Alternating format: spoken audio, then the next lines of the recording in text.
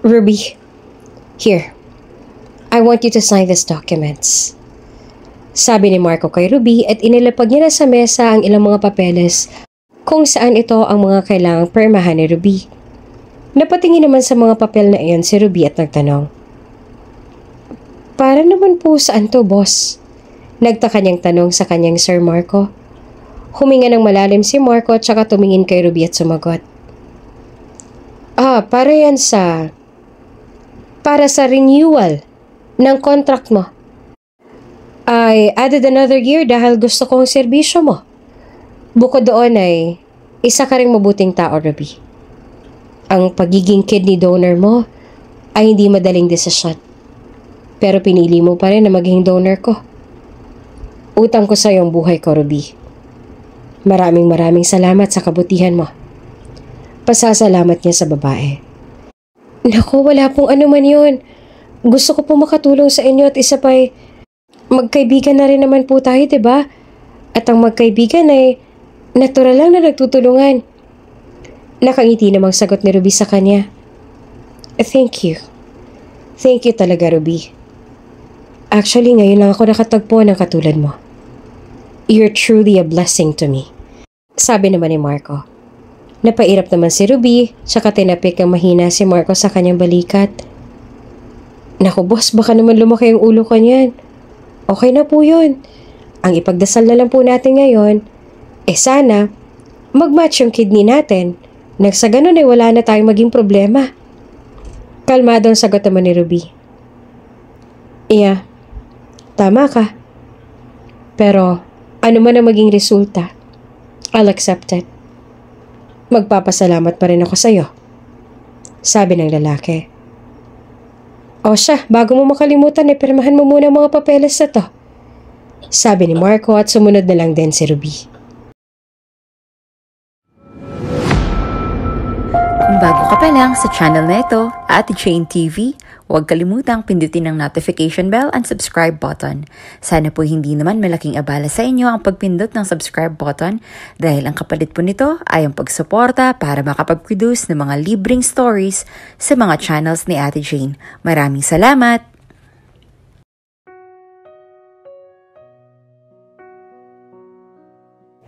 24 anyos ngayon si Ruby na tubong Bicol. Nakasalukuyan ngayong domestic helper sa Singapore. Panganay siya sa kanilang dalawang magkakapatid. Ang kanyang mga magulang ay mga magsasaka at ito na talaga ang kanilang ikinabubuhay noon pa lamang. Dahil sa hirap ng buhay doon at ilang sirkumstansya ay napatigil si Ruby sa kolehiyo sa kursong nursing at hanggang second year college lamang. Kaya naman napagpasyahan niya na mag-ibang bansa na lamang at magbakasakaling magbago na ang ikot ng kanilang buhay. Hello, Nay. Naku, miss na miss ko na po kayo. Dahil break time naman ni Ruby ay naisipan niyang tumawag muna sa kanila para mangamusta sa kanyang pamilya sa Pilipinas. Miss ka na rin namin, Ruby. Kay bilis ang panahon at naka-1 taon ka na pala dyan, ano? Unti-unti na rin nabubuo yung bahay na pinapagawa mo. Nakikita na rin natin yung mga pinagpaguran mo, anak ko. Bungad naman ng kanyang ina na halos mangiyak-ngiyak pa sa pagkamil sa kanyang panganay. Oo nga po, Nay. Mabilis naman ang panahon. Mahalaga ay unti-unti tayo naaadika. Kayo po ba? Kamusta kayo dyan? Si tatay nirarayuma pa ba? Nakangiting sagot naman ni Ruby at saka kinumusta naman ng kanyang ama na hindi naman makaharap ngayon sa kanya dahil sa iniindang rayuma kaya nakatulog na lamang daw sa sakit. Hindi na inabala pa ng kanyang ina nagisingin dahil nga sa ngayon lamang nakabawi ng tulog. Nako, masabi mo, hindi na maalis-alis ang rayuma. Ganyan talaga yata kapag tumatanda na. Pabirong sabi naman ng kanyang ina. Maya-maya pa ay sumali na rin sa kanilang usapan ang bunsong kapatid ni Ruby na si Tantan na ngayon ay nasa unang taon na ng kolehiyo sa kurso ring nursing. Ate, sira na nga pala yung ginagamit kong cellphone. Baka naman ate Segue naman sa kanyang ate. Mahina naman siyang nabatukan ng kanyang ina kaya napakamot kaagad siya sa kanyang ulo. Hoy, Tantan, magtigil ka nga dyan. Kapabayad lang ng ate mo ng tuition mo. Pabaya ka kasi kaya nasisira ang gamit mo. Ay Ruby, wag mo nang intindihin to si Tantan ha. Kami na ng tatay mong bahalang umadika sa cellphone niya. Dadagdag pa yan sa mga isipin mo. Litanya naman ang kanilang ina. Tatawa-tawa naman ni si Ruby sa kabilang linya. Ayos lang po, Nay. Sa susunod na sweldo ay bibilhan ko po siya. Sabi niya kaya nagliwanag naman ang mukha ni Tantan na kani-kanina lang ay nakasimangot dahil sa batok ng kanyang ina. Talaga ate? Ang bait talaga ng ate ko. I love you ate. Masayang-masaya niyang sabi. Asus, ng bola ka pa. Pasalamat ka sa ate mo. Sabi naman ng nanay niya. Thank you ate. Sabi ulit ni Tantan. Wala yun. Basta mangako ka na mag-aaral ka ng mabuti ha. Para naman kahit na papano makapagtapos sa atin ang pag-aaral kahit ikaw. Dahil hindi na ako naging nurse. Ikaw na lang magtuloy nun para sa akin. Okay ba yun, Tantan? Sabi naman niya. Kaya kaagad na ngako si Tantan. Oo naman ate, makakaasa ka. Pagbubutihin ko ang pag-aaral ko. Pangako pa niya. At dahil tapos na nga ang isang oras si Ruby ay nagpaalam na rin siya sa kanyang ina at kapatid para magpatuloy ng muli sa kanyang trabaho. O siya, sige na. At ako'y magtatrabaho na. Nay, kayo na hubang bahalang mga musta sa akin kay tatay ha. Pakisabi na lang ho na magpagaling po siya. Tantan, ikaw nang bahala kina nanay at tatay ha. Nakangiting sabi naman ni Ruby sa kanyang ina at saka nagbilin sa kanyang kapatid. Oo ate, ako nang bahala sa kanila. Mag-iingat ka rin dyan. Sagot naman ni Tantan. O sige anak, mag-iingat ka rin dyan ha. At kakain sa tamang oras para hindi na umulit ang acid mo. Bye-bye anak, I love you. Tugon naman ang kanyang ina. I love you Nay, sige na po, papatayin ko na po ito. At tuluyan na nga pinatay ni Ruby ang kanyang cellphone. Tatayo na sana si Ruby nang bigla siyang mapabalikwas dahil hindi niya inaasahang nasa likod pala niya ang kanyang among si Sir Marco. Your family? Bungad ni Marco. Boss, nariyan na po pala kayo. Kanina pa po ba kayo dyan? Gulat na tanong naman ni Ruby na animoy nakakita ng multo. Naroon kasi siya at nakapwesto sa may kusina at nakaupo sa ilalim ng bar area. Sa kabilang banda ay sumagot naman si Sir Marco. No, actually kararating ko lang. Sagot ni Sir Marco at saka kumuha ng baso at kumuha ng tubig. Ah, ganun po ba? Pasensya na po, break time ko naman po kaya naisipin ko po munang tumawag sa pamilya ko.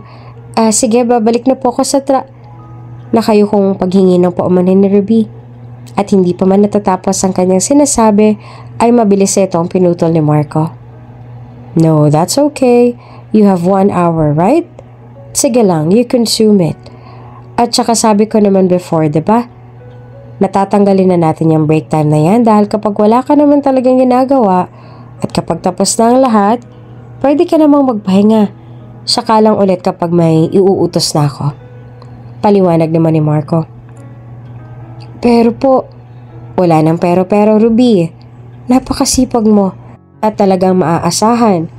Kaya naman deserve mo rin ng ganong benefits. Sabi pa niya.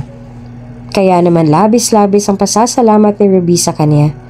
Sa loob-loob nga niya ay napakaswerte niya sa amo dahil bukod sa hindi madamot at may dugo rin kasi itong Pilipino kaya pinay-DH din ang pinahanap niya na makakasama sa bahay dahil alam niyang masisipag naman talaga ang mga Pilipino at tunay na mapagkakatiwalaan.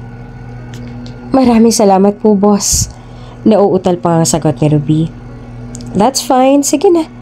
I'll go upstairs, ikaw nang bahala dito, okay? Sabi naman ni Marcos at saka iniwan ang baso sa may ibabaw ng bar area tsaka tuluyan nang umakyat patungo sa kanyang silid. Okay po boss, tugon naman ni Ruby. Ilang minuto pa lang na nakakataas si Marco ay bigla namang may nag-doorbell sa labas. Sa isip ni Ruby ay wala naman silang inaasahang bisita ngayon dahil kung meron man ay sinasabi naman kaagad yun ni Marco sa kanya para magpahanda ng pagkain. Ngunit dahil ngayon naman ay wala, kaya sa isip niya ay baka ordinaryong tao lamang ito. Nagtungo naman kaagad si Ruby sa may gate at saka pinagbuksan kung sino man ang kumakatok na yun. Nanlaki ang mga mata niya na bumungad sa kanya ang stepmom ni Marco na si Madam Celeste. Where's Marco? Mataray niyang bungad at dire-diretso nang pumasok sa loob. Nakasunod naman sa kanya si Ruby at saka sumagot.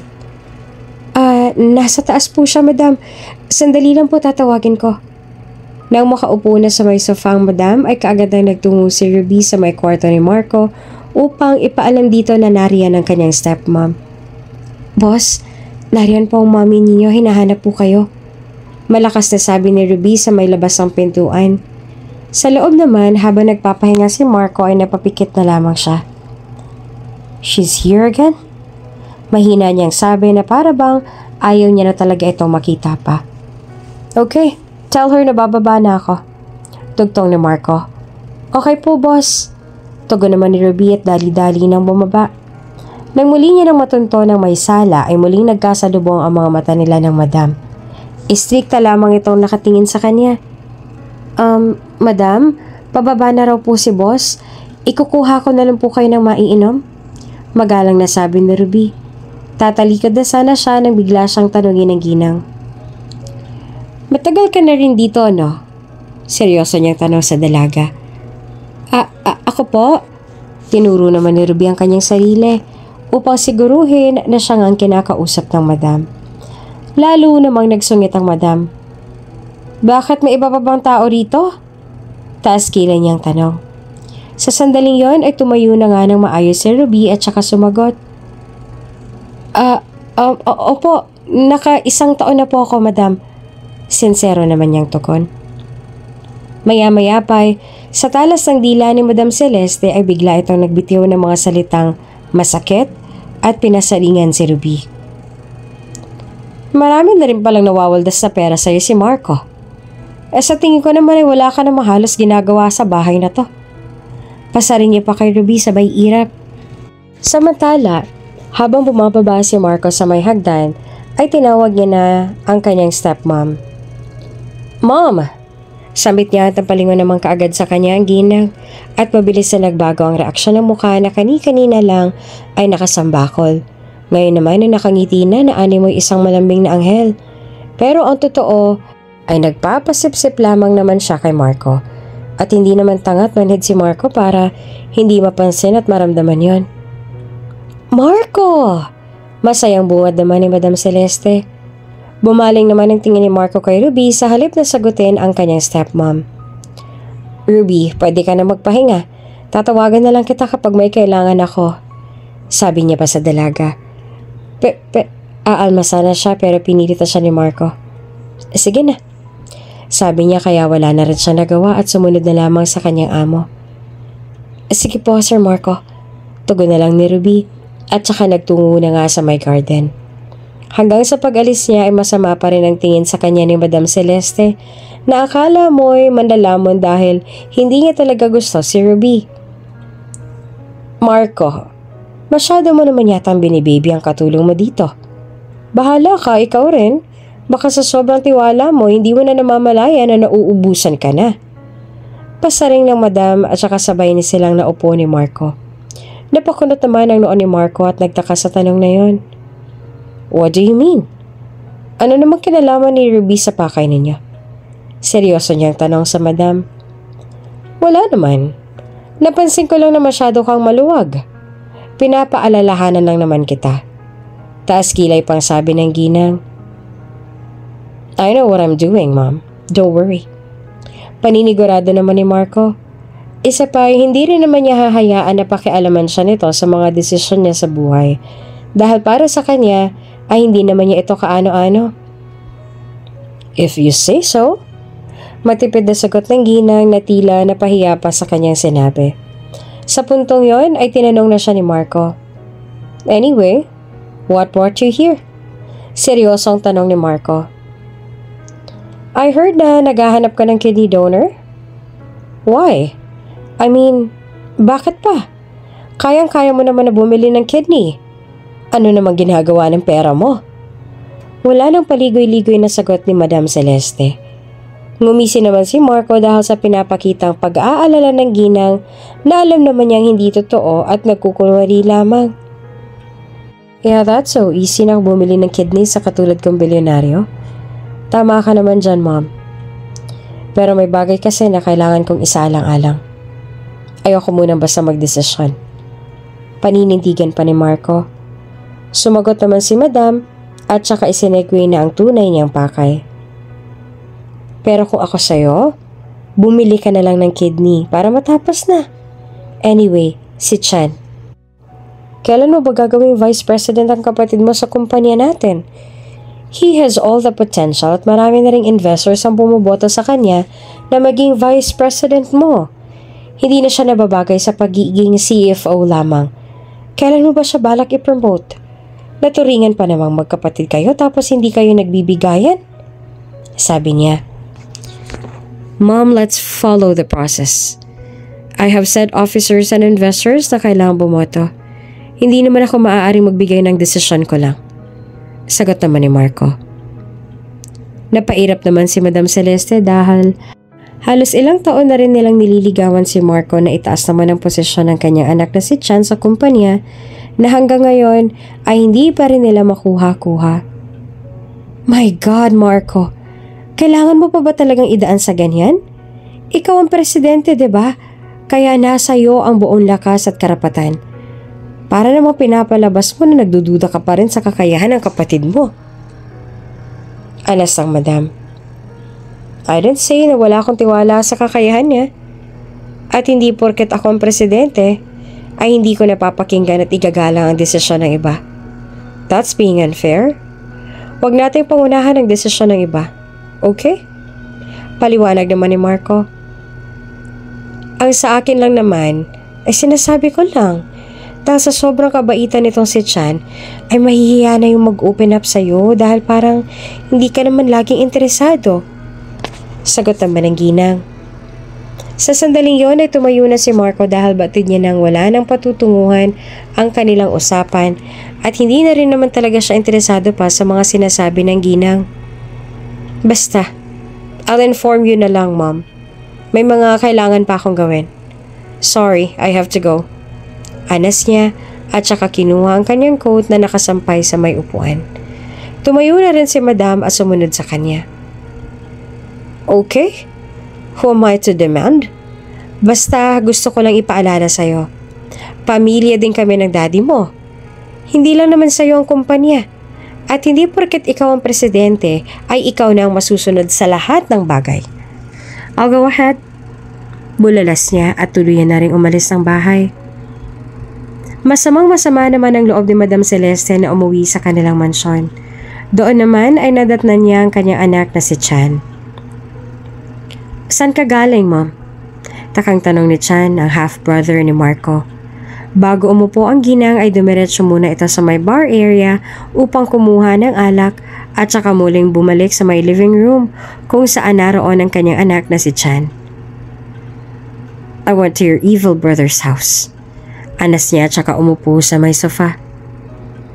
Napaalis naman ang likod ni Chan sa pagkakasandal sa may sofa. Why?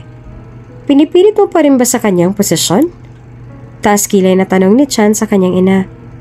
Of course! Hindi porket second family tayo ay wala na tayong karapatan sa yaman at ari-arian na naiwan ng iyong ama. Ako na ngayon ang legal na asawa. Kaya wala na siyang magagawa pa. Kaya ikaw, Chan, huwag kang masyadong mabait. At nagpapatalo sa Marco na yan na akala mo kung sino. Kung tutuusin na ikaw nga itong may mas kapasidad na maging presidente kaysa sa kanya. Mas magaling ka kaya sa kanya. At ikaw ang karapat-dapat dun. Pagmamalaki pa ng Madam sa kanyang anak na talagang nangingibabaw ang galit at sama ng loob nito kay Marco. Ngumisi naman si Chan at alam niyang ganito ang kahihinatnan ng lakad nila ngayon ng kanyang ina. Alam niyang hindi talaga basta-basta magbibitiw ng desisyon si Marco kaya alam niyang magmamatigas pa rin ito. That's okay, Mom.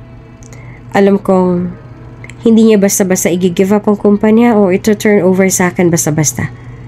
Matalino siya at alam na alam ang kalakaran. Hindi niya ipinapaubaya sa akin ang mga negosyo ni Dad dahil alam niyang hindi naman ako isang tunay na Dominguez. Alas niya na nga yun at maaaring gamitin laban sa akin. Pero syempre, hindi ako magpapatalo. Gagawin ko ang lahat para mapasakin ng kumpanya na hindi na natin kailangan pang magmakaawa o makiusap sa kanya.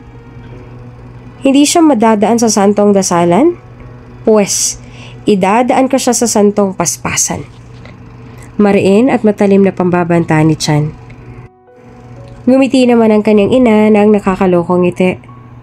Now that's my son. Hindi kita pinalaking talunan, ano? Sabit ng madam sabay inom ng wine. Samantala, ng mga sumunod na araw, kapansin-pansin naman ang kakaibang pagod ngayon ni Marco. Sir, mukhang stress na po kayo ah. May problema po ba? Gusto niyo po bang ipagawa ko ulit kayo ng tea? Magalang na alok naman ni Ruby sa kanyang Sir Marco. Yes please, Ruby. Thank you. Sabi ni Ruby tsaka inilapag na sa kahoy na mesa ang tasa ng tsaa. Salamat Ruby. Sambit ni Marco. Nagtatalikod na si Ruby para umalis ay tinawag naman siya ng amo. Ruby? Yes sir? Tugon ni Ruby. May gagawin ka pa ba? Samahan mo muna ako dito. Pwede ba? Tanong ni Marco. At dahil wala na namang ibang magagawa pa si Ruby, ay pumayag na rin siya dahil sa tingin niya ay kailangan niya na ngayon ng kanyang amo ng makakausap. O sige po, tugon ni Ruby. Nang maupo na doon sa may bakanting upuan si Ruby ay nagsimula na rin siyang mag-usisa. Ano pong problema sir?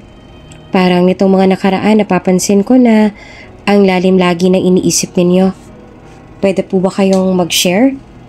Kalmadong tanong naman ni Ruby. Humigop muna sandali si Marco ng tsaa at saka sumagot. Actually, yes. My kidney is not working well. At sabi ng doktor, I need to find a kidney donor as soon as possible. And now, I don't know where to find it. Mom told me na bumili na lang daw ako ng kidney. But I refused. Mas gusto ko sana maghanap ng donor para makilala ko rin kung sino at kanino magmumula yung kidney. At doon ay inamin na nga ni Marco ang tunay niyang kondisyon. Ito nga lately ang lagi niyang iniisip. He has all the resource to buy a kidney na itatransplant sa kanya pero mas pinili niya na maghanap na lang ng donor. Sa kabilang banday, lumungkot naman ang mukha ni Ruby dahil sa pag-aalala. Kaya siguro ang tamlay niyo nitong nakaraan. Huwag po kayo mag-aalala, magiging maayos na ng lahat.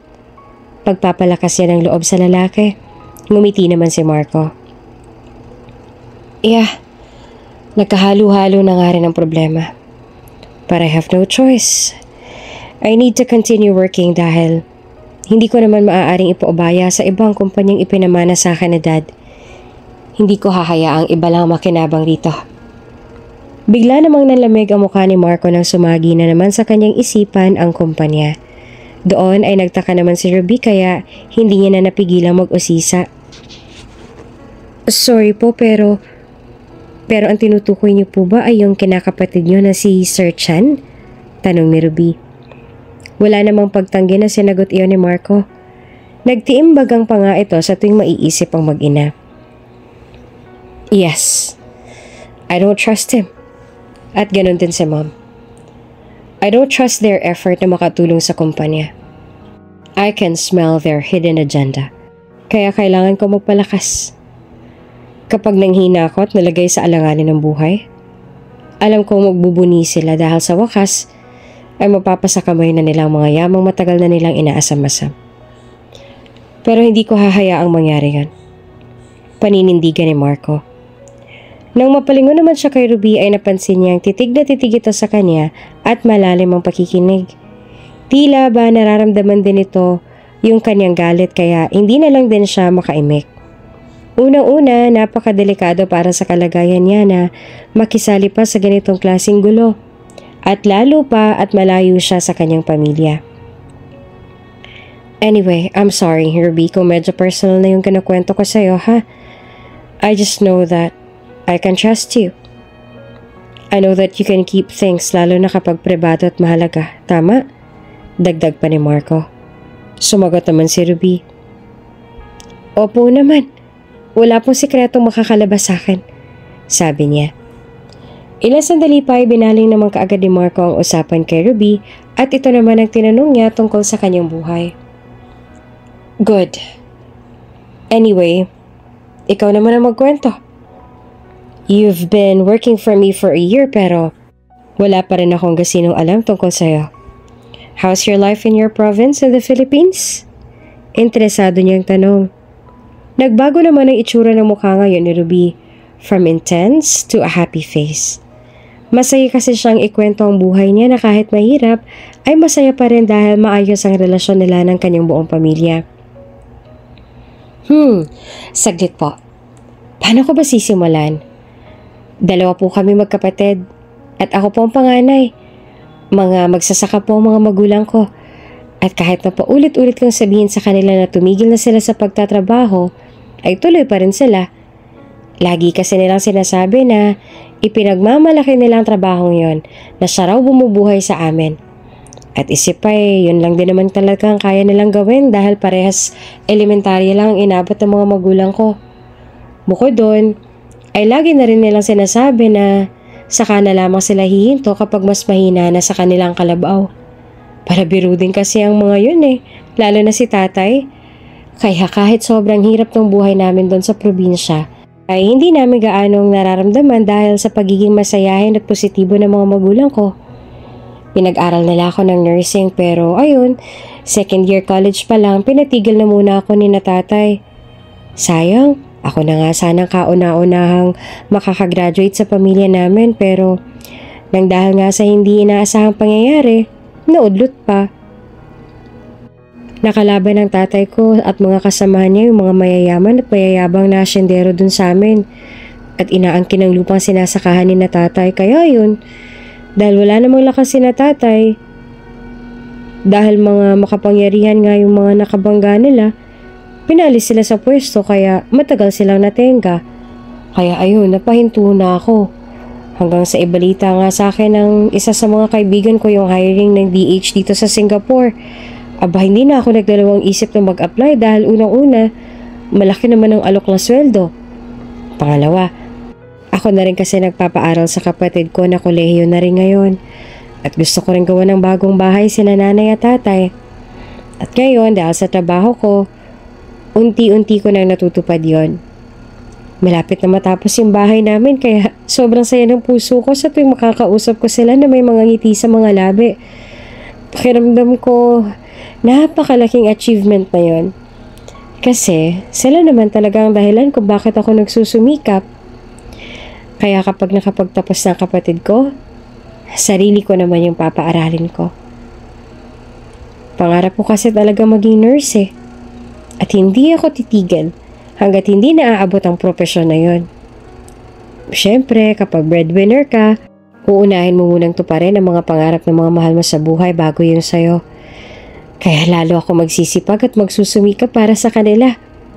Buong pusong kwento ni Ruby. Napansin naman ni Ruby na biglang natahimik si Marco. Sir Marco? Bakit parang natahimik kayo? Tanong niya. Unti-unti na nga napaawang ang mga labi ni Marco at saka ngumiti kay Ruby. Hindi niya maitago ang kanyang nararamdamang paghanga sa inay bahaging iyon ni Ruby sa kanya. Mas lalo siyang humanga rito dahil sa tunay na pagkadalisay ng puso nito para sa kanyang pamilya. Wow. Just wow. I mean, not because of the poverty in your province, but wow because of the power in your spirit. Ngayon lang ako nagkaroon ng kausap na ganito, like heart-to-heart conversation. At ngayon ko napagtanto na wala akong karapatang magreklamo sa buhay ko dahil kayo. Ikaw, you're really doing your best para lamang mabago ang takbo ng kapalaran sa buhay niyo. At wala akong masabi kundi, I am so proud of you. You know what? Your parents really did a great job raising a daughter like you. Napakabuting anak. Naaalala ko tuloy si Mommy. She's the greatest woman I've ever known. Yung puso niya, napaka-pure. Napaka-genuine. Pero nakakalungkot lang kasi kinuha na kagad siya sa amin ni Lord. Alam mo ba yung iba ang tingin sa akin? Mayabang, womanizer, at laging seryoso. Pero ang hindi nila alam, kapag malungkot ako, para ako isang batang paslit na nakayakap lang kay mommy at nakadikit lang sa katawan niya. Umiiyak din ako sa kanya na parang isang maamong tupa. Si mommy lang nakakaalam ng lahat tungkol sa akin, maging ang mga kahinaan ko. Si mommy lang ang nakakaalam. Yung iba nga, ayaw na matatawag silang mga mama's boy, pero ako, gustong gusto ko yun. Nadurog lang talaga ang puso ko nung makita ko si mommy na unang umiyak dahil kay daddy. Dahil nahuli niya raw itong si daddy na may kasamang ibang babae. At yun ay si Celeste. Noon pa man nangangaliwa na talaga si daddy. Dahil naman maging ako, nasaksihan ko yon. Kaya nung mamatay si mommy dahil sa isang aksidente, wala pang ilang buwan na yun, ibinahay na kaagad niya ang kabit niya at nagsama pa ng anak. Kaya hindi ako makakapayo na magkaroon ng kahati sa mga negosyo na pinaghirapan ng mommy ko. Wala naman si daddy kung hindi dahil sa galing at husay ni mommy. That is why hindi ako gaano naging close kay daddy.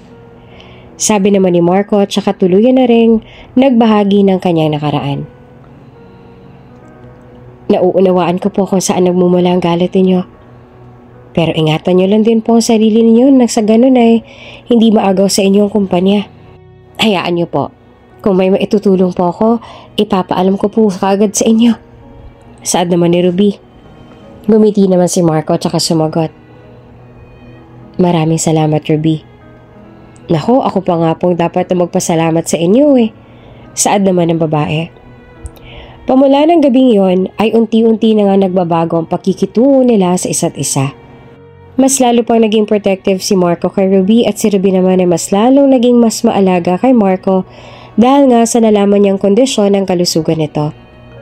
Nang mga sumunod na araw, papasok na sana si Marco sa kanyang opisina nang mapansin niya ang isang bagong opisina sa harapan ng kanya. Ilang linggo din kasi siyang absent dahil nga sa pabago-bago ng kanyang nararamdaman at pagiging masasakitan kaya pakiramdam niya ay maraming nagbago at isa na nga rito ang bagong opisina na yon na halos kasing laki rin ang opisina niya. Ange, parang ngayon ko lang napansin yung opisinang yan. Ilang linggo lang ako nawala ah. Kuno to ang tanong naman ni Marco habang nakatingin sa opisinang yon. Ang iba namang mga empleyado ay patay mali siya na lamang at napapatingin na lamang sa reaksyon ng kanilang boss na si Marco. Tila ba ay may alam na sila sa nangyayari at base sa reaksyon nila ay siguradong gulo ang dala ng opisinang ito. Sa kabilang banday, maging ang kanyang sekretarya na si Ange ay kabado rin ngayon dahil alam niyang hindi maganda ang kahihinatnan nito. Sir Marco, pasensya na po pero sabi kasi ni Sir Chan ay huwag ko raw munang sasabihin sa inyo. Surprise daw. Nauutal namang sagot ng sekretarya. Doon ay nagdilim na nga ang mukha ni Marco dahil may ideya na siya kung sino may pakana noon at hindi man lang hiningi ang kanyang permiso. Ange, sino ba talaga ang boss mo? Ako? O si Chan? Matalas yung tanong sa babae. Kayo po. Nakayuko at utal na sagot naman ni Ange. Next time, sino man sa mga tao dito sa kumpanya ko ang mag-utos sa'yo na hindi ipagbigay alam sa akin sa mga nangyayaring pagbabago, huwag na huwag mong susundin. Kasi ako ang boss mo at CEO ng kumpanyang to. At walang sino man sa inyo ang pwedeng magbawas o magdagdag ng kahit na anong bagay dito sa gusali ko. Naiintindihan niyo? Paninermo ni Marco at idinamay niya na ang lahat. Ilang sandali pa ay dumating na rin doon si Chan na nakangiti pa na animoy wala siyang masamang ginawa. Kasama rin niya ang kanyang inang si Madam Celeste na laging nakabuntot sa kanya. Kahit ako, hindi pwede? Matalim na tanong ni Chan. Ngumisi naman si Marco. Dito talaga, Chan? Tanong niya. Why not? Wala naman akong ginagawa masama. Actually, minor pa lang yan sa pinirmahan ni Mommy sa manang nakuha ako kay Daddy. Kaya sa tingin ko ay wala namang masama sa ginawa ko. Matapang pang sagot ni Chan at halos lahat ng nandoon ay napapatingin na sa kanila. Napailing naman si Marco dahil hinahamon siya ni Chan. Doon na rin niya isiniwalat ang lahat. Mana?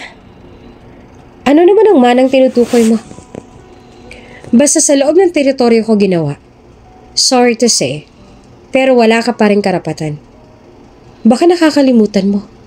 Ako ang CEO, ang presidente at nag-iisang tunay na anak at kadugo at tunay na isang Dominguez.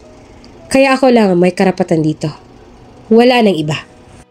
Malakas na sabi ni Marco na halos marinig na ng lahat. Napatingin naman sina Chan at Madam Celeste sa mga empleyado at ngayon ay nagagalaitin na sa galit si Chan dahil sa pamamahiya sa kanya ni Marco. Ange, gawin yung tambakan ng silid na yan or else ipagguba mo na ulit. Ngayon na.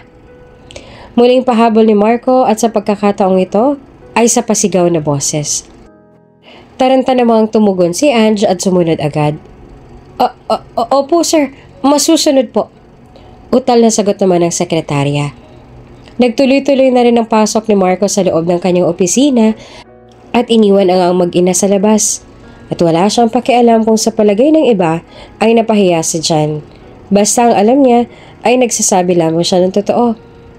Sinundan naman siya ni Chan habang si Madam Celeste naman ay hila-hila ang kamay ni Ange upang pigilan ito. Hoy, tumigil ka!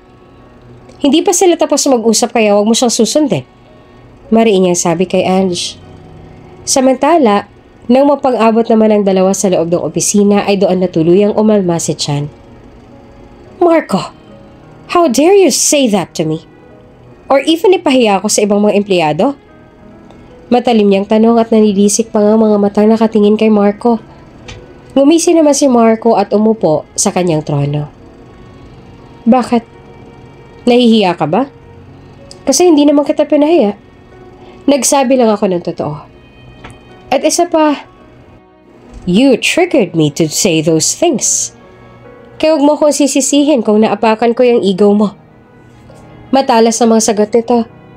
Malakas at padabog namang ipinatong ni Chan ang kanyang dalawang kamay sa mesa ni Marco at saka humarap dito at nakipagtitigan na may galit pa sa mga mata. Hindi ako makikipag-agawan sa'yo kung walang iniwan si Daddy na kasulatan na may karapatan din ako dito. Hindi mo pwedeng suluhin ang isang bagay kung hindi naman sa'yo lahat ng to. Mariin niyang sabi. Habang si Marco naman ay kalmado lamang. Chan, hanggang kailan mo ba masisikmura ang gumalaw sa isang mundo kung saan hindi ka naman nabibilang? Kabit lang ang nanay mo ng tatay ko at anak kanya sa ibang lalaki. Kahit sa ang husgado mo dalhin, huwag ka na umasa na magiging tama ang mali. Mahiya ka naman. Mahiya naman kayo. Masakit pang sabi ni Marco. Nang pumasok na doon ang madam, ay siya nang nagtanggol sa kanyang anak. Hoy Marco, maghinay-hinay ka sa pananalita mo. Naging kabit man ako ng daddy mo, pero noon yon. Nang mamatay ang mami mo, ay akong tumayong asawa niya ng ilang taon din. Kaya may karapatan pa rin kami sa yaman na inaangkin mong mag-isa. At huwag kang magsalita dyan na para bang ikaw ang biktima. Sa daddy mo ang kumpanyang to at hindi sa mommy mo. Hindi pa man tapos sa pagsasalita ng ginang ay mabilis ang tumayo si Marco at malakas na sinuntok ang kanyang mesa at saka sumagot. Pero siyang nagpalago nito. Siyang dahilan kung bakit nakabangon muli ang mga Dominguez. Dahil sa galing at husay niya. Kaya may pinag-aagawan tayo ngayon. Kaya wala kayong karapatan na hanggang sa kamatayan na yuyurakan yung legasiya ng yumao kong ina. Dahil nihibla ng buhok ni Mommy, hindi nyo mapapantayan. Pasigaw niyang sabi. Ba't tala? Iimik pa sana ang ginang nang pigilan na siya ni Chan. Enough, Mom. Hayaan niyo na siya. Sa kanyang araw na to. Pero sisiguraduhin ko na sa mga susunod na araw, ako naman ang hahalakhak dahil sa wakas ay ako ng bagong presidente ng Dominguez. Just wait for it. Pagbabanta pa ni Chan kay Marco at saka tuluyan ang lumabas ang opisina. Tandaan mo yun ha? Ang yabang mo. Pahabol naman yun sa kanya ng ginang. Doon ay tila nagsisimula na nga ang tunay na laban ng dalawa. Tatahitahimik lang noong una si Chan, ngunit ngayon ay nalalaso na rin ang kanyang ina ang kanyang utak at para bang hindi na rin niya mahintay pa na makuha ang sa tingin niya ay nararapat sa kanya. Sa sobrang sama ng kanyang loob ay nagbitiw na rin siya ng pagbabanta na hindi malayong gawin niya sa oras sa simula niya ng kanyang maitim na plano na pagpapabagsak kay Marco upang masulot at masolo na nila ang buong yaman ng Dominguez. At dahil sa tensyon sa opisina ay maagang umuwi ngayon si Marco. Sa may gate pa nga lang ay sinalubong na siya ni Ruby nang may mga ngiti sa labi kaya naman medyo gumaan na rin ang pakiramdam ni Marco. Sabik na nga siyang nilapitan ni Ruby tsaka kinuha ang dala nitong gamit. Kung iisipin mo nga ay para bang tunay ang mag-asawang dalawa. Hi, Sir Marco! Mabuti naman po at nakauwi kayo ng maaga. Hindi ba nangako ako sa inyo na ipagluluto ko kayo ng specialty namin na Bicol Express? Alina po kayo at saktong kakaluto lang. Dali-dali niyang hinilang mga kamay ng amo papasok ng bahay at sa may pintuan pa nga lamang ay maaamoy na ang masarap nitong niluto at inihanda para kay Marco. Talaga? Mukhang masarap nga yan ah. Amoy pa lang parang masarap na. Nakangising sabi naman ni Marco. Hindi na lang niya ipinahalata sa dalaga na bad mood siya dahil ayaw naman niyang sirain ang moment. Opo, masarap po talaga to. Pagmamalaki pa ni Ruby. Upo na po muna kayo. Utos pa niya tsaka sumunod naman kaagad si Marco. Pinagmasta ni Marco ang ilang putahe na nakabalandra ngayon sa kanyang harapan at halos lahat ng ito, kahit hindi pa niya natitikman, ay mga mukhang masarap nga. Ikaw ang nagluto ng mga yan? Sigurado ka? Pakunwaring pagdududa ni Marco kay Ruby. Sir naman, may iba ba akong kasama rito sa bahay? Sagot naman ng dalaga. Tumawa naman si Marco dahil nagbibiro lang naman siya. Sabi ko nga. Sige, titikman ko na ha. Unang tinikman ni Marco ang matagal nang ipinagmamalaki ni Ruby na Bicol Express. Mahilig naman din siya sa maanghang na pagkain kaya siguradong magugustuhan niya ito.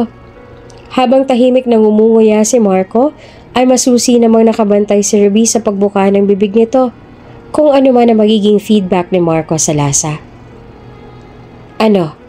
Kamusta po ang lasa? Nasasabik namang tanong ni Ruby.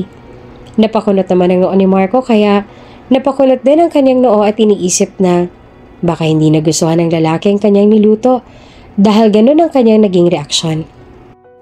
Bakit ganun? Kunot noong tanong ni Marco. Ano po? Hindi po ba masarap? Nag-aalalang tanong naman ni Ruby. Umiling si Marco habang umunguya. Hindi eh. Hindi masarap. Sagot niya kaya biglang nalungkot ang reaksyon ng mukha ni Ruby. Ganun po ba? Sorry. Madidismaya na sana siya nang muling dugtungan ni Marco ang kanyang sinabi. Masarap na masarap. Nakangiti niyang sabi kaya muling nabuhayan ang mukha ni Ruby. Naku, kayo talaga sir, marunong na rin kayong sumegway. Pabiro niyang sabi. Hindi nga, promise, no kidding. Masarap siya. This is the best Bicol Express I've ever tasted. Pagmamalaki pa ni Marco. So, syempre, ngayon lang naman po kayo nakatikim niyan eh. Bubulahin niyo pa ako. Tatawa-tawa namang saad ng babae. At least, hindi na ako maghahanap ng ibang lasa, di ba? Kasi dito pa lang, satisfied na yung taste buds ko. Tila lumaki naman ang ulo ni Ruby sa sinabing yun ni Marco kaya ramdam niyang nag-init ang kanyang mga pisngi at saka namula pa ito. Well, thank you po at nagustuhan ninyo. Pasasalamat niya pa. Maya-maya pa ay inalok na rin siya ni Marco na saluhan na rin sa pagkain. Oh, kain ka na rin. Sabayan mo na ako. Kesa naman panoorin mo lang ako dyan. Alok ni Marco habang umunguya. Umiling-iling naman si Ruby. Hindi na po. Nakakahiya. Sige lang po, kumain lang kayo. Pagtanggi naman ni Ruby. Sandali namang tumigil sa pagkain si Marco para lamang konsensyahin si Ruby. Sige, ayoko na. Malungkot kumain mag-isa tapos ayaw mo pa akong sabayan kaya wag na lang kumain. Wika niya. Kaya naman wala na rin nagawa pa si Ruby kundi ang pagbigyan ng hiling ng kanyang among si Sir Marco. Sige na nga po. O, eto na. Uupo na. Sabi ni Ruby at saka umupo na sa may bakanting upuan sa harap ni Marco at sabay na rin silang nagapunan. Na makatapos na silang kumain ay dumiretso na sila sa may pool area para magpahangin. Ruby? Panimula ni Marco. Sir? Tugon naman ni Ruby. May alam ka ba sa mga cryptocurrency? Trading or investing? O sisa ni Marco. Ito kasi ang linya ng kanyang negosyo. Dito siya magaling at ipinagmamalaki na kailanman ay hindi magagaya ni Chan. Sa kabilang banda ay pamilyar naman dito si Ruby ngunit nababasa lang niya sa social media at hindi pa nasusubukan.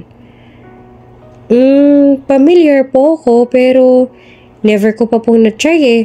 Bakit niyo po na itanong? Tanong naman ni Ruby. That's the line of my business, Ruby. Dahil matalino ka at madaling matuto, ituturo ko sa'yo kung makipag-trade, mag-invest at paano gamitin ang crypto. Buong pusong sagot naman ni Marco. Tila nga bigla siya naging seryoso at desididong maipasa kay Ruby ang mga nalalaman niya patungkol sa mga bagay na yon at iyon naman ang ipinagtataka ngayon ng dalaga. Nabigla naman si Ruby sa sinabi ni Marco sa kanya. Po? Bakit naman po? Ang ibig ko pong sabihin, para po saan at bakit ako? Nauutal niyang sabi na naguguluhan pa rin. Ruby, I don't know what will happen next. Gusto ko lang na ibahagi sa'yo yung ilan sa mga nalalaman ko na itinuro pa sa akin ng mommy kaya matagumpay ngayon ng mga Dominguez. Desperadong sabi naman ni Marco. Ang mga estratehiyang itinuro niya kay Ruby ay ang mga estratehiyang itinuro pa sa kanya mismo at ipinamana ng kanyang ina. Tanging sila lamang nakakaalam nun at tinawag pa nga nila iyong The Emperor Strategy. Maaaring madali para sa ibang ganitong gawain pero may mga bagay pa rin silang hindi nalalaman tungkol dito. Sa kabilang banday, napansin naman ni Marco na biglang na-confuse ito si Ruby. Hindi mawari sa kanyang reaksyon kung gugustuhin nga kaya nito ang hiling ni Marco o hindi. Alam ko naguguluhan ka, Ruby. Pero sana sa pagkakataon na to, magtiwala ka sa akin. At wag na wag itong makakalabas. Sa'yo ko to ipinagkakatiwala. Maaasahan ba kita, Ruby? Buong puso at seryosong tanong naman ni Marco. Naisip naman ni Ruby na mukhang kailangan na nga itong gawin ni Marco. Ngayon niya lang kasi itong nakita na ganitong kaseryoso at batid niyang wala itong ibang pinagkakatiwalaan bukod sa kanya. Wala rin naman sigurong mawawala kung papayag siya kaya naman hindi na rin siya nagdalawang isip at sumang-ayon na rin. Aba, syempre naman po, maaasahan niyo po ako. Pero, bakit po ganon?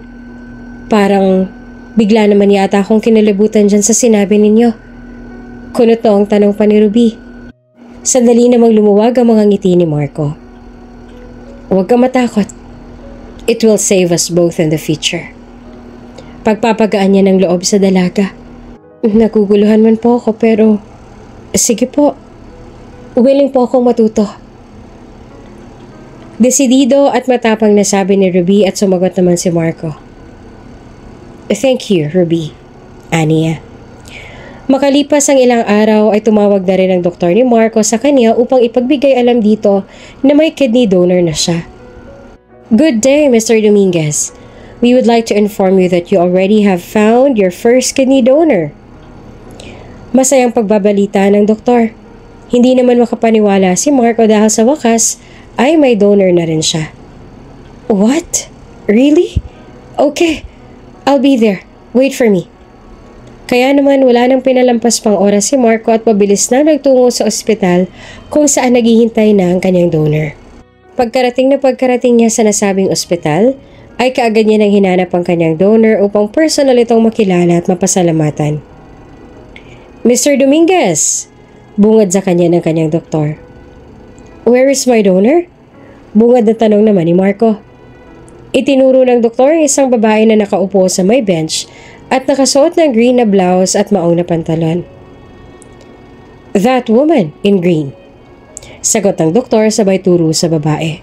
Umawang naman ang mga labi ni Marco at napakunot ang noo ng pagkita at mamukhaan niya ang babae. Mas lalong hindi siya makapaniwala nang masiguro niya nang kilala niya nga ito. Ruby? Utal niyang sambit. Napatingin naman sa kanya ang doktor. Do you know her? Tanong niya kay Marco. Yeah. Tumango naman si Marco at saka sinimula ng ihakbang ang mga paa palapit sa dalaga. Nang makita rin niya si Ruby ay tumayo na rin ang dalaga. Sir Marco? Sambit niya.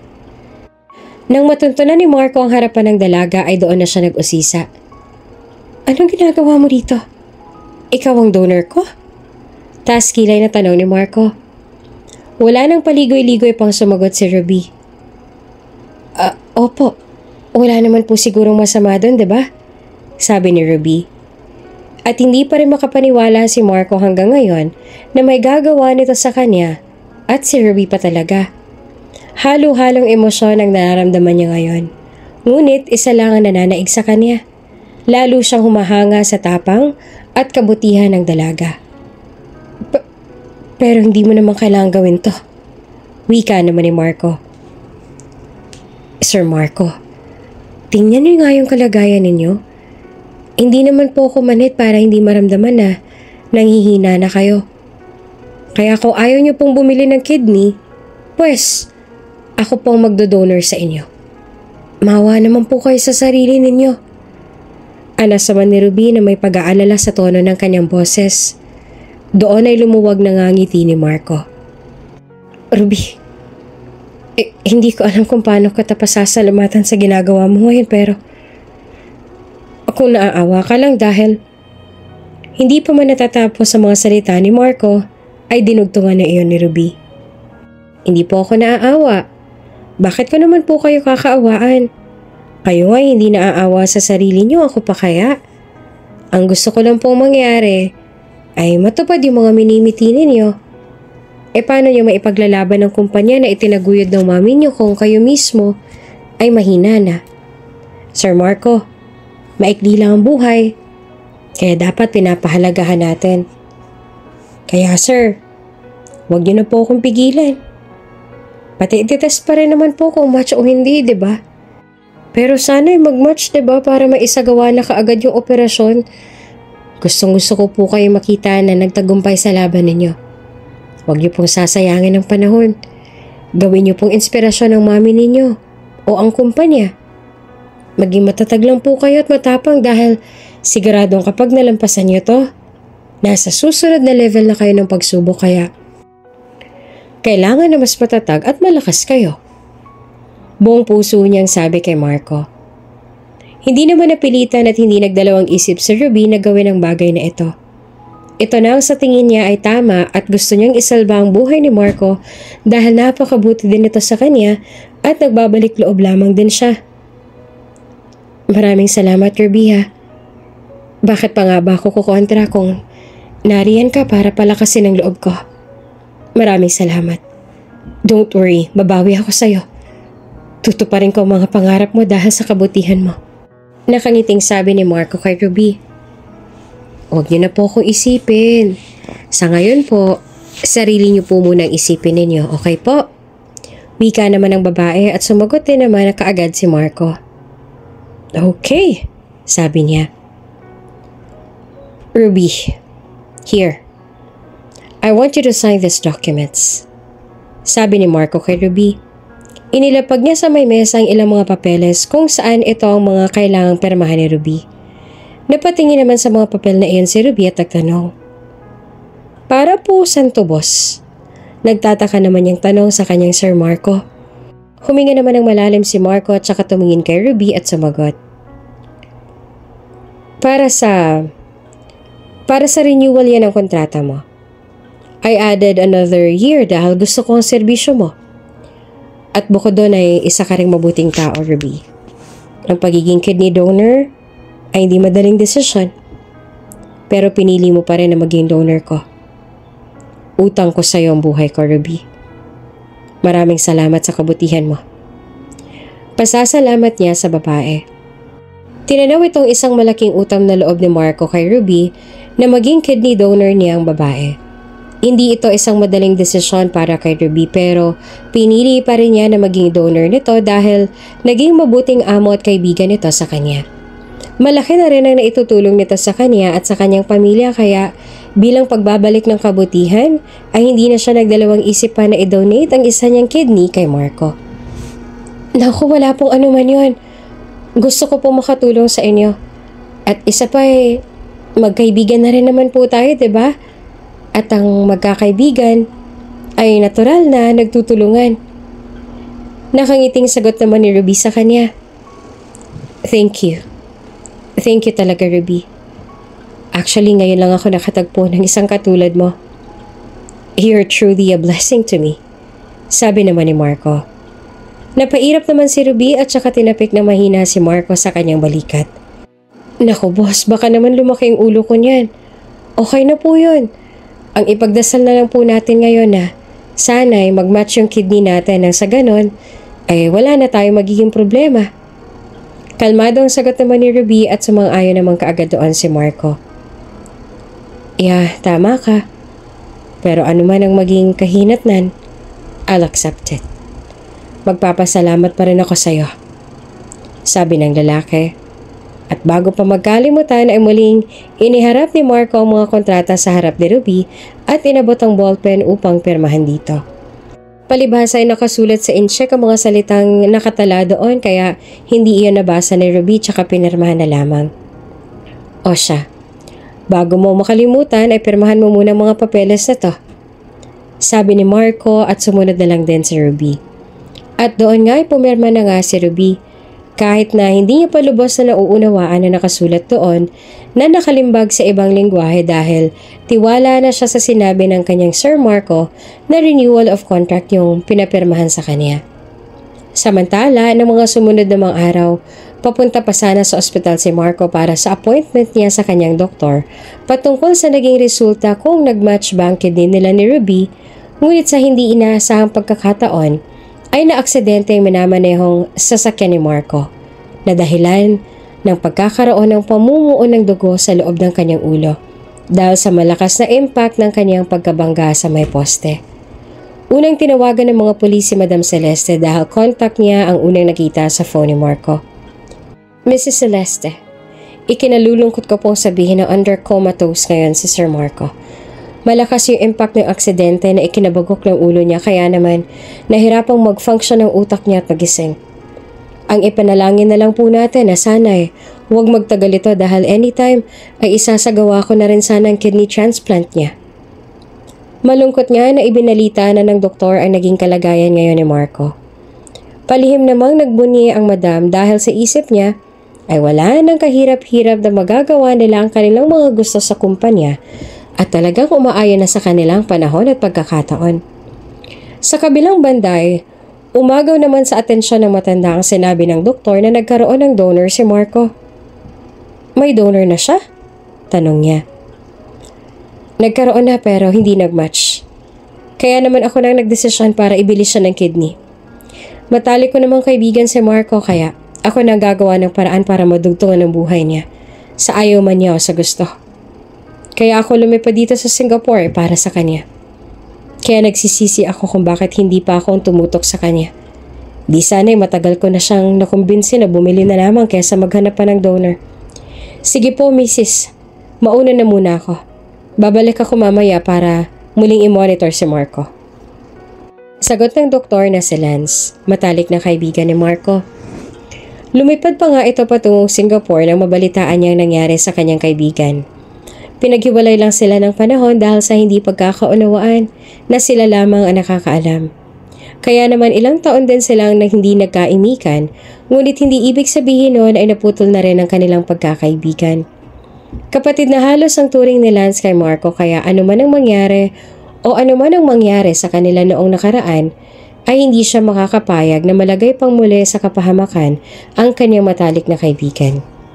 Sa kabilang banday, sumagot naman si Madam Celeste kahit pag gustong-gusto niya na talagang mangyari kay Marco. Okay. Sige, Doc.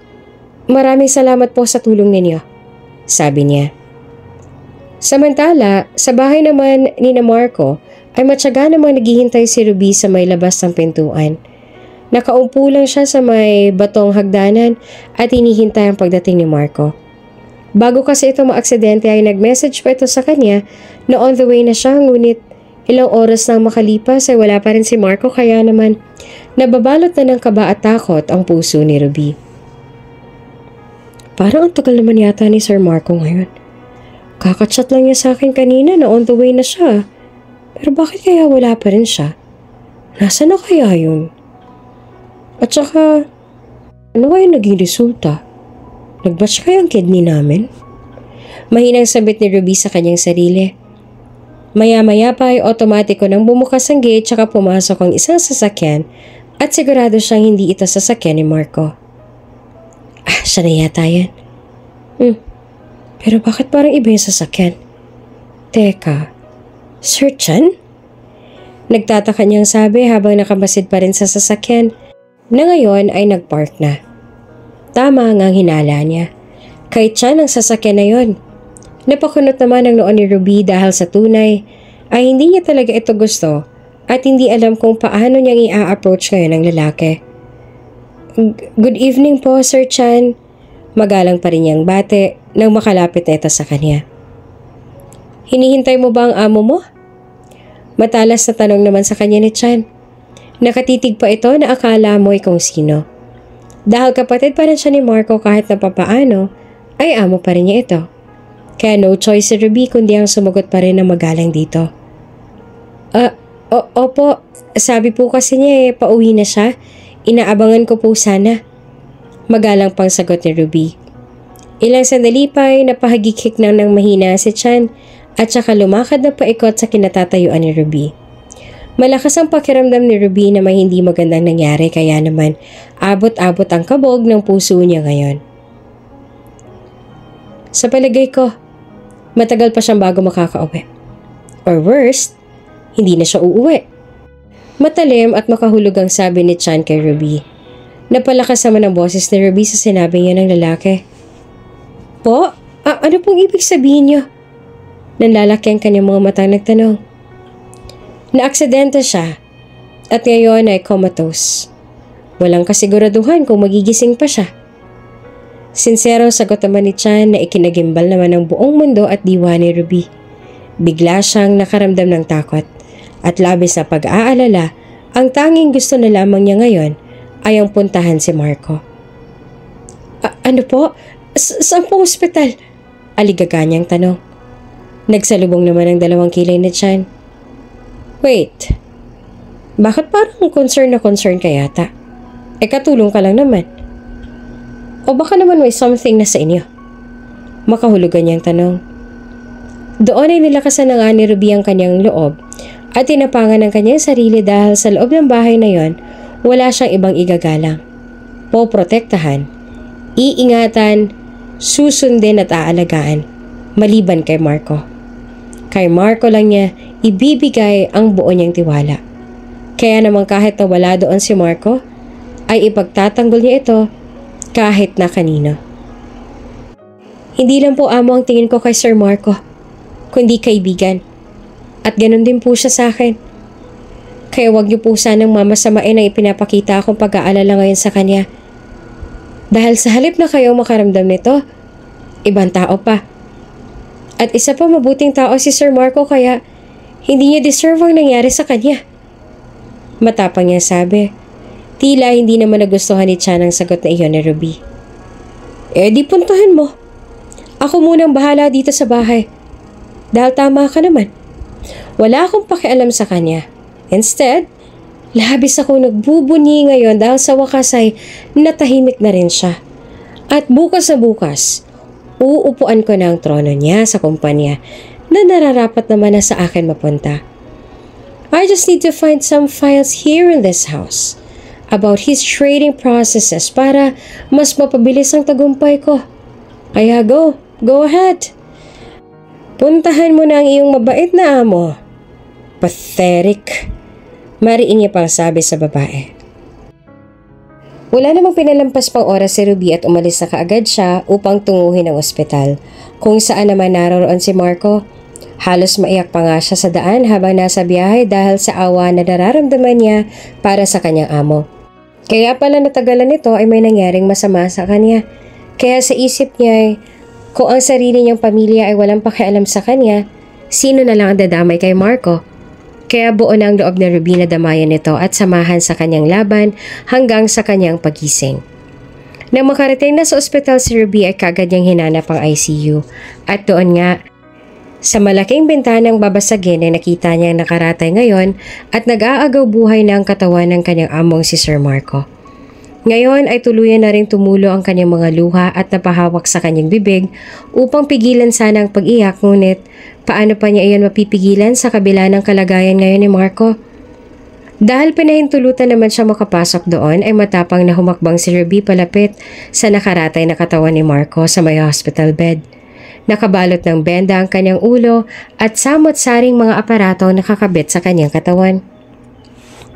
Sir Marco, gumising kayo. Pakiusap naman po. Hindi dapat kayo nandyan, Sir Marco. Umiiyak na pagsusumamo ni Ruby. Maya-maya pa ay may pumasok na rin sa loob at saka nagsalita. Ikaw bang kasambahay niya? Tanong ng isang lalaki. Si Doc Lance. Napalingon naman kaagad si Ruby sa kanyang likuran at nagtaka na may isa pang Pilipino doon. Marahan niyang pinunasan ng kanyang mga luha at napatingin sa pangalan na nakadikit sa bandang dibdib ng lalaki. At doon niya napagtantong isa itong doktor. Excuse me po, Doc? Opo. Tarantang sagot naman ni Ruby. Hindi niya kasi alam kung anong gagawin at mararamdaman niya ngayon. Ako si Doc Lance. Matalik niya akong kaibigan. Nagkatampuhan kami years ago kaya tumigil na siya sa pagpapamonitor sa akin. Kaya nung mabalitaan ko na naaksidente siya dito, lumipad kaagad ako. Ang tigas kasi ng ulo niyan. Mga bata pa lang kami, pasaway na talaga at may sariling paninindigan. Actually, naikwento kanya sa akin bago kami wala ng contact sa isa't isa. That he found a gem in you. At alam ko, sa paligid niya ngayon, ikaw lang ang tunay na nagmamalasakit sa kanya. I know his pain and anger sa stepmom at half-brother niya. Kaya, hindi na rin ako nagbibigay ng gaanong information sa kanila. But don't worry. I will do my best para magising si Marco. Ililigtas ka siya. Pagpapakilala niya, makikita rin sa kanyang mga matang sinseridad sa kanyang mga sinasabi at unti-unti na rin namumuo ang kanyang mga luha. Doc Lance, alam ko pong gagawin niyo ang lahat para makaligtas si Sir Marco kaya ngayon pa lang po ay nagpapasalamat na ako. Sagot naman ni Ruby kay Doc Lance. Tumango na lamang ang doktor at tumiti na matipid sa kanya.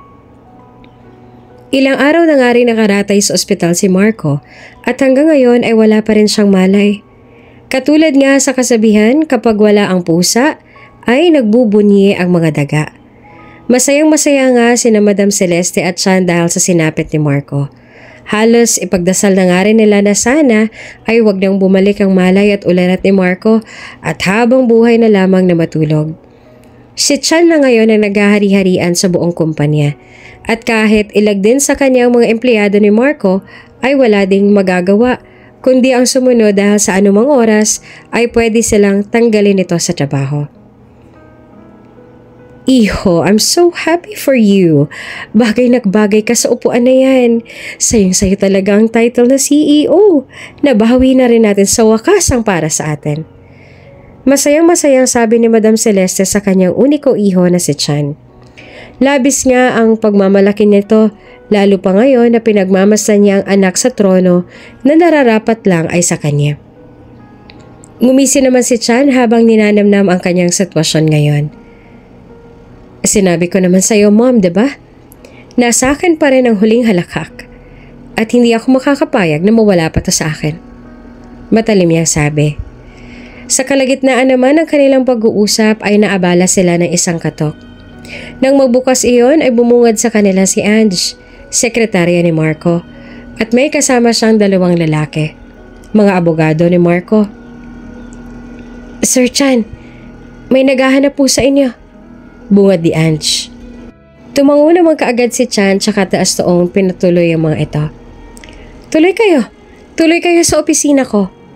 Lakas loob niyang sabi. Pumasok na rin ang dalawa na may daladalang file case. Anong maipaglilingkod ko sa inyo? Dagdag pa ni Chan. Naupo na sila at doon ay nag-usap-usap. Magandang umaga, Mr. Chan. Hindi na po kami magpapaligoy-ligoy pa. Kami po ang abogado ni Sir Marco at dala namin ang mga kasulatang ipinagawa niya sa amin ilang buwan na ang nakakaraan. Na kung sakali mang may mangyari sa kanyang masama, walang ibang papalit sa kanya at sasalo sa lahat ng kanyang yaman, negosyo at properties, kung hindi si Miss Ruby Sanchez, ang kanyang pinakamatalik na kaibigan. Sabi ng isang abogado, at saka inilabas na nga ang kopya ng kontrata at dokumento na magpapatunay na si Ruby nga ang may karapatan sa lahat ng mga ari-arian ni Marco, kabilang ang kumpanya dahil siyang nakapirma sa mga kontratang yon. Doon ay nagkatinginan naman ang mag-ina at mabilis na napawi ang mga ngisi sa kanilang mga labi. Nagulantang ang kanilang mga mundo sa kanilang mga nalaman. What? Yung katulong na yon? This is unbelievable. Hindi ako naniniwala. Anong alam ng isang katulong sa ganitong kalakaran? Pasigaw pang sabi ni Chan. Galit na galit nga ito na halos masiraan niya ng mesa sa kanyang pagpalo rito. Narito po mga dokumento na permado ni Ms. Sanchez. Lahat po ito ay ihaharap namin sa korte. Kung sakaling mag-file po kayo ng pagtutol, handa rin po namin itong ilaban sa korte, kasama si Ms. Sanchez. Bilang katunayan, ay hinarap pa ng dalawang abogado ang mga permadong dokumento para meron silang basehan. Nagpapatawa ba kayo? Nakita niyo ba yung sinasabi ninyong Ruby Sanchez? Katulong lang siya ni Marco doon sa bahay niya. OFW at mahirap pa sa daga. Walang alam at hindi nakapagtapos. Kaya paano niya itataguyod ang kumpanya kung wala siyang kakayanan? You gotta be kidding me. Sabat naman ni Madam Celeste at hinusgahan pa nga si Ruby.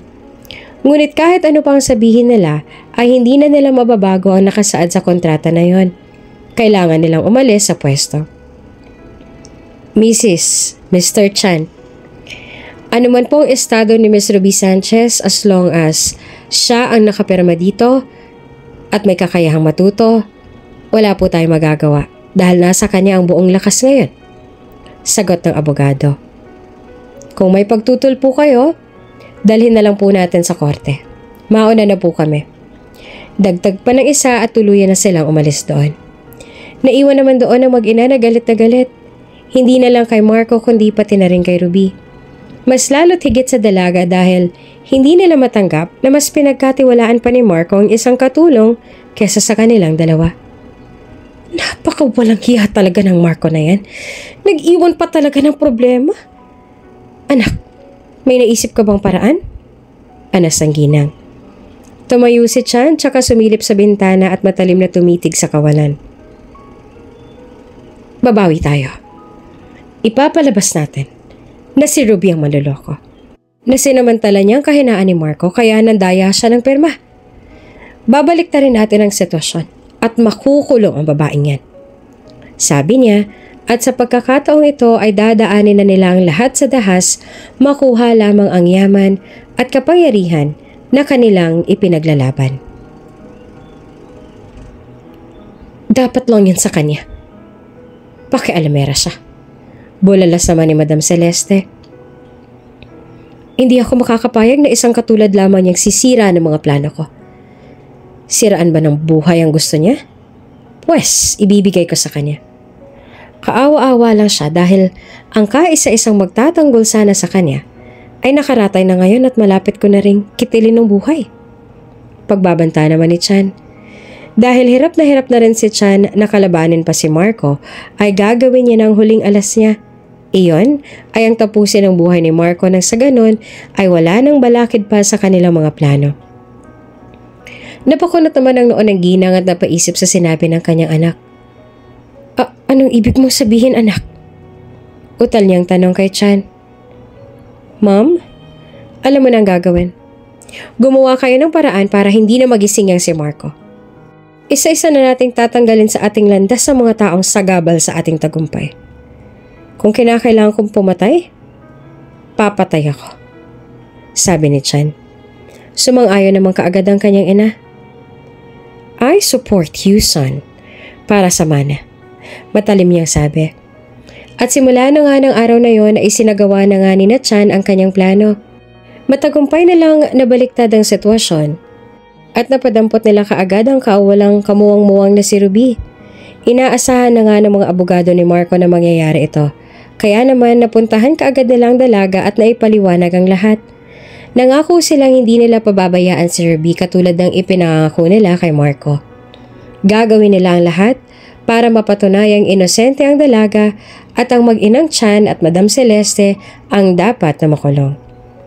Habang wala namang kamalay-malay ang pamilya ni Ruby sa Pilipinas na may nangyayari na pala dito na masama. Magtiwala ka lang, Miss Ruby. Ilalaban natin tong mga dokumento na sa'yo lahat ipapasa ni Sir Marco. At lahat ng yan ang kanyang mga ari-arian. Sabi ng abogado kay Ruby. Nagugulahan naman siyang sumagot. Po? Sa akin? Bakit ako? Tanong niya. At doon ay tuluyan na nga silang nagpaliwanag. Kayo pong nakapirma dito sa kontrata. Kaya nga po galit na galit ngayon sa inyo si Mr. Chan. Kaya sigurado kaming gagawa siya ng paraan. Maruming paraan para makaganti sa'yo. Sabi pa ng abogado. Pero wala naman akong alam dyan eh. Ang natatandaan ko lang, dahil hindi ko maintindihan ang nakasulat dyan, sabi niya sa akin na kontrata ko lang daw yan for renewal of service kaya pumirma naman ako. Tapos hindi pala yon? Paliwanag naman ni Ruby. At ngayon, napagtanto niya na lahat na baka ito ang tinutukoy ni Marco sa kanya na gagawin niyang maganda ang buhay ni Ruby dahil sa kanyang kabutihan sa lalaki. Ito na nga marahil yon. Ngunit para sa kanya, ay paano pa niya magagawang enjoyin ang mga ito kung wala naman siya? Mahal na niya si Marco. At para sa kanya, ay mas mahalaga pa rin na mabuhay ito kesa sa kahit anong karangyaan at kumikinang na bagay. Sa kabilang banday, pinaalalahanan naman siya ng mga abogado para sa pagharap nila sa korte. Ano man ang naging dahilan mo, huwag niyong sasabihin yan sa korte. Kung ano lang yung sasabihin namin, yun lang ang sasabihin mo. Nauunawaan mo? Paalala nila. Naunawaan naman yun ni Ruby kaya sumagot kaagad siya. Opo, utal niyang tugon. Magtiwala ka lang. Pahabol pa nila. Dahil nga pinadampot kaagad siya ni Chan, ay naikulong kaagad si Ruby hanggang dininig ang kaso. Takot na takot naman si Ruby dahil nga sa nangyayari. Hindi niya alam kung makakalaya pa ba siya o ano dahil ang kaisa-isang taong inaasahan niya na magtatanggol sa kanya ay wala pa ring malay ngayon. Ngunit siniguro naman ng mga abogado ni Marco na hindi nila pababayaan si Ruby, na hanggang dulo ay lalaban sila at mapapatunayang inosente ang dalaga. Sa kabilang banday, hindi na rin napigilan pa ni Ruby na mapaiyak dahil sa kalagayan niya ngayon. Attorney, makakalaya pa ba ako? Attorney, nagmamakaawa ko. Panigurado nag-aalala ng pamilya ko sa Pilipinas. Attorney, nakikiusap po ako na tulungan niyo po ako. Umiiyak na pakiusap ni Ruby. Nagtuloy-tuloy nga ang hearing sa pagitan ni Ruby at Chan. Sisiguraduhin talaga ni Chan na makukulong na nga tuluyan si Ruby. Sa tuwing a-attend nga siya ng hearing ay lagi nilang nginingisihan si Ruby na para bang wala silang ginawang masama. Kalmado lang silang mag-ina at kampante na mapapasa kamay nila ang tagumpay. At ito na nga ang huling araw ng paglilitis. Magdedesisyon na ang korte kung sino nga bang karapat-dapat na humimas ng rehas at sino ang tunay na inosente. Mabilis na rin ang kabog ng dibdib ni Ruby. Ngunit patuloy lang siya sa pagdarasal. Ilang buwan na rin siyang hindi makatawag sa kanila at tanging chat lamang dahil ayaw niyang ipaalam ng mga ito ang kanyang tunay na kalagayan sa Singapore. Ngayon, ang tanging magagawa na lamang niya ay ang magdasal at lakasan ng loob dahil wala rin namang ibang tutulong sa kanya ngayon. Di bale na lang kung magkaroon ng isang himala na imposible rin namang mangyari, lalo pat maruming maglaro ang mag-inang Chan at Madam Celeste. Huwag kang mag-alala, Miss Sanchez. Ginagawa namin ang lahat. Mamaya na ang last hearing natin kaya lakasan mo ang loob mo. Magpapakatatag tayo at magdadasal na sa atin pumanig ang husgado. Pagpapalakas naman ng loob na sabi ng abogado sa kanya. Samantala, sa mansyon, dahil ito ng huling araw ng paglilitis ay naghahanda na rin ang mag-ina. Mom, kamusta nang inutusan mo? Make sure na mapatay agad si Marco. Matalim na utos na Chan. Ito na nga ang plano nila, ang tuluyan ng wakasan ng buhay ni Marco. Matagal na rin itong under coma at wala pa ring progress sa kanyang kondisyon. Desidido na nga si Chan para pagkatapos mamaya ng paglilitis ay kampante na siya na silang mananalo. At didiretso na siya sa kumpanya at wala nang makakapigil pa sa kanyang nalalapit na tagumpay. Sa kabilang banday, sumagot naman ang kanyang ina. Oo, binayaran ko na yung nurse na magtuturok sa kanya ng tuluyan ng mapahimbing ang tulog nun. At mamaya sa hearing, I'm pretty sure na tayo nang magwawagi at tuluyan na rin makukulong ang ambisyosang Ruby na yon. Matatapos na rin ang problema natin sa wakas, anak. Malas lang ng Ruby dahil nagpadamay pa siya rito. Kung nanahimik na lang sana siya at bumalik ng Pilipinas, di sana tahimik na ang buhay niya. I will make her life miserable. Pasaring naman ni Madam na siguradong sigurado sa kanyang mga sinasabi. Humarap pa ang ginang sa kanyang salamin at tiningnan ang kanyang sarili. Anyway, I will wear a red gown later para diretso celebration na rin tayo. Ikaw anak, anong susuotin mo? Nakangising sabi naman ng ginang. Napangisi naman si Chan at napailing na lamang. Ikaw talaga, Mom. Siyempre, I will wear the best suit in town. Sabi niya tsaka nagtawanan na lang silang mag-ina. Nang makalipas sa mga oras, dumating na ang huling paglilitis sa hukuman at muli silang nagkaharap-harap doon. Malakas ang abogado ni Chan kaya naman napasawalang bisa ang mga dokumentong hawak ng mga abogado ni Marco at ito ang nagsadla kay Ruby na tuluyan nang isakdal ng hukumang iyon. Ikaw, Ruby Sanchez, ay napatunayang nagkasala sa salang pamimeke ng dokumento. Hinahatulan ka ng hukumang ito na maikulong mula 6 na buwan hanggang 8 taong pagkakakulong at may kabayarang danyos. Hindi pa man natatapos ang sinasabi ng translator ay bigla lamang bumukas ang pintuan ng courtroom at doon ay sabay-sabay nanlaki ang kanilang mga mata sa kanilang nakita. Sabay-sabay nalaglag ang kanilang mga panga na makita nila si Marco. Medyo mahina pang ang katawan nito pero pinilit niya si Doc Lance sa samahan siya doon kahit na naka-wheelchair dahil alam niyang kailangan ni Ruby ang kanyang tulong. Objection! I will make an appeal. Buong pwersang sabi ni Marco. Marco? Nauutal na sabi naman ni Chan. Parang nakakita siya ng multo ngayon. Buong akala niya ay patay na si Marco. Dahil nga sa inutusan na ng kanyang inang nurse na magturok sana rito ng lason. Ngunit hindi naman natuloy dahil nagising na nga si Marco. I will make an appeal, Your Honor. I will prove that she is innocent. Mariin niyang sabi. Napabulong naman si Madam Celeste sa kanyang sarili. What the? I thought... Hindi siya makapaniwalang sabi. Doon ay nagsalita na rin si Ruby at tuluyan ng tumuro ang mga luha. Muli siyang nabuhayan ng loob at nabigyan ng bagong pag-asa. Napakasaya ng puso niya ngayon dahil sa wakas ay nakaligtas si Marco. Nakaligtas si Marco mula sa bingit ng kamatayan. Marco? Maluhaluhang sambit ni Ruby. At dahil nagising na nga si Marco, tinanggap na ng hukom ang kanyang apela. Kahit mahina pa ang kanyang katawan, ay ginawa pa rin niya ang lahat. Ginawa pa rin niya para lamang maipagtanggol si Ruby. Mas malakas ang laban nila ngayon dahil siya nang may gawa ng kontrata. At doon ay napatunayan nilang nagsisinungaling nga ang mag-ina. Nahuli din yung nurse na nagtangka sa buhay ni Marco sa tulong ni Doc Lance, kaya nagdodoble-doble na tuloy ang kaso ng mag-ina. Matapos ang ilang buwan ay nakalabas na rin ng ospital si Marco at sa bahay na nagpapagaling. Nagkaroon na rin sila ng pagkakataon na makapag-usap ni Lance at naayos na muli ang kanilang pagkakaibigan. Sir Marco, maraming salamat sa Diyos at nakaligtas ka. Isa itong himala. Sabi ni Ruby kay Marco. Bigla namang napaluha si Ruby dahil sa dami na rin ang kanilang napagdaanan. Oh, bakit ka umiiyak? Nandito na ako. Wala na makakapanikit pa sa'yo. Wika ni Marco nang mapansin niyang lumuluha na nga ang dalaga. Maya-maya pa'y nabigla naman siya nang yakapin siya ni Ruby ng mahigpit na mahigpit. Natakot ako at inakalang hindi ka na babalik. Na hindi ka na magigising. Hindi mo alam kung gaano ako kasaya.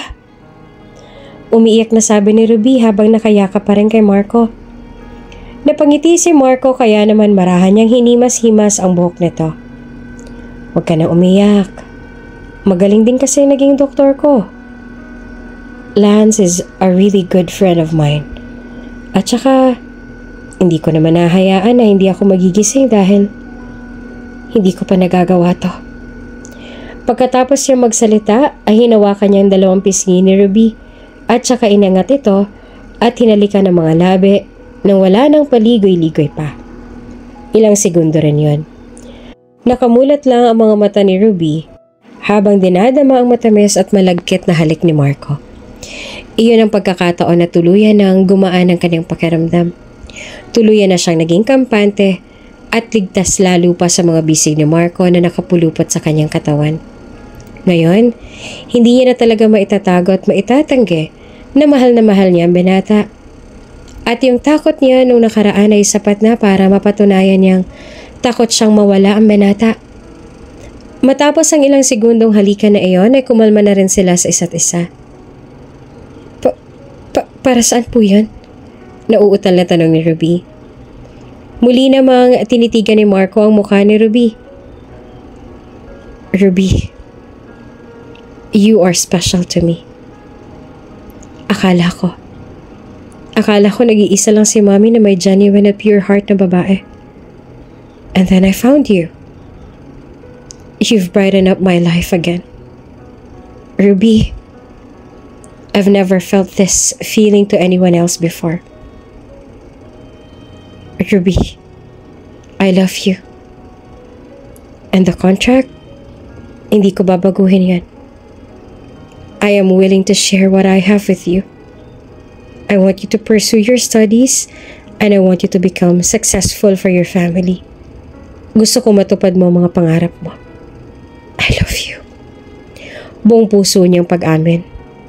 Palihim naman na nagalak ang puso ni Ruby dahil pareho lang pala sila ng nararamdaman ng binata. Sir Marco, alam ko pong mahirap paniwalaan. Alam kong maraming tututol. Maraming magdududa. Maraming manghuhusga. Pero Sir Marco, magsisinungaling lang ako sa sarili ko kung hindi ko sasabihin. Mahal din kita. Walang araw hindi kita inisip. Mas nag-alala pa nga ako sa kalagayan mo kaysa sa kalagayan ko nung nasa kulungan ako. Mahal din kita, Sir Marco. Mahal na mahal. Buong pusong sagot naman ni Ruby. At saka muli nilang niyakap ang isa't isa.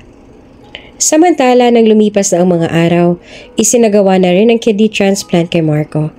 Ipinilit na rin nga ni Doc Lance ang pagbili ng kidney bago pa mahuli ang lahat. Mula operasyon hanggang sa recovery ay hindi iniwan ni Ruby si Marco. Bagkus ay ito na ngang nag-alaga sa kanya. Nang matapos ang kidney transplant na iyon at nang tuluyan na ngang makarecover ang sugat ni Marco, ay doon niya na sinamantalang pagkakataon na mag-propose sa dalaga. Marco, saan ba tayo pupunta? Tanong ni Ruby. Sumusunod lang kasi siya sa yapak ni Marco habang nakapiring ang kanyang mga mata. Mahigpit lang siya nakahawak sa mga kamay ni Marco hanggang sa wakas ay natunton na rin nila ang kanilang destinasyon. Ikaw talaga, nasa na ba tayo? Basta, wag mo munang aalisin hanggat hindi ko sinasabi sa'yo, okay? Sagot naman ni Marco at saka dumistansya muna sandali upang may sandaling ayusin. Naku Marco, ano na naman ba tong palabas mo? Parang kinakabahan ako Sabi pa nga ni Ruby. Ilang sandali pa ay pumwesto na si Marco sa likuran ni Ruby at doon ay siya na ang marahang nagtanggal ng piring sa mga mata ni Ruby. Okay, pagkabilang ko ng 3, saka mo lang imumulat ang mga mata mo. 1, 2, 3. At unti-unti na ngang iminulat ni Ruby ang kanyang mga mata. At sa pagkamulat niyang yon, ay hindi naman siya makapaniwala sa kanyang nakikita. Nay, Tay? Tantan? Nandito kayo? Mangiyak-ngiyak na sambit ni Ruby. Ni hindi nga siya makagalaw sa kanyang kinatatayuan dahil hindi pa rin siya makapaniwala sa nangyayari. Halos ilang buwan din kasi silang walang komunikasyon kaya naman miss na talaga niya ang kanyang pamilya. Nakatayo lamang din doon ang kanyang magulang at si Tantan na ngayon ay lumuluha na. Napaharap naman si Ruby kay Marco. Ikaw ang nagpapunta sa kanila dito? Nauutal niya pang tanong. Pinasundo ko sila ng private plane ko. Dahil gusto kong nandito sila para masaksihan ang bagay na gagawin ko ngayon. Nakangiting sabi ni Marco. Doon ay nakaramdam naman ng kaba si Ruby. Hindi niya na maintindihan ang nangyayari pero isa lang ang sigurado siya. Matagal na itong binalak ni Marco kaya naman interesado na rin siyang marinig ang sasabihin nito. Ruby, I planned this day with you and your family to witness how love works in both of us. Noon pa man, alam ko na gusto na kita. Mas lumalim ito nung nalaman ko ang kwento ng buhay mo kaya lalo kitang hinangaan. You are really one of a kind. Hanggang nung lakas loob ka nang nag-volunteer na maging kidney donor ko, mas lalo kitang minahal. Mas lalo kitang na-appreciate. Mas lalo kong naramdaman yung pagmamahal na noon ay pansamantalang huminto nung namatay si Mommy. Ngayon, muli kong naramdaman yon nang dumating ka sa buhay ko. Ruby, sumula sa araw na to, kaharap ang buong pamilya mo, pinapangako ko na hindi na kita iiwan, na ipagtatanggol kita sa lahat, na hindi kita hahayaang matakot at higit sa lahat, lagi kong ipaparamdam sa'yo kung gaano akong kaswerte na magkaroon ng isang katulad mo sa buhay ko. Ruby, I want to marry you. I want to build a family with you. I want to be your husband and a father for our future kids. I want you to be my wife. And I want you to be my forever.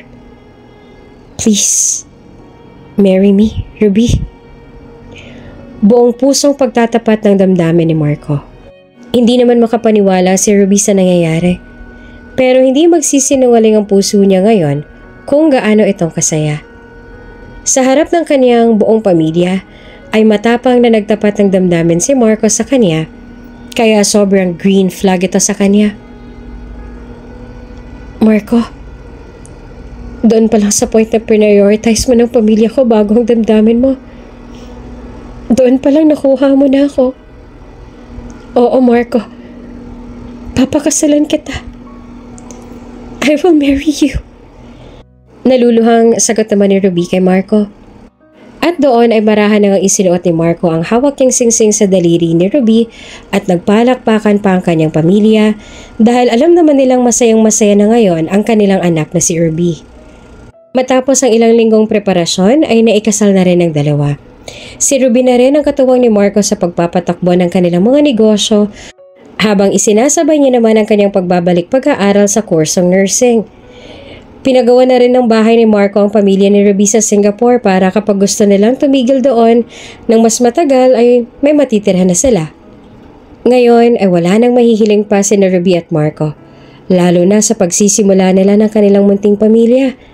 At mas pinatatag pa sila ng mga panahon at pagsubok na nalampasan na rin at napagtagumpayan na rin nila.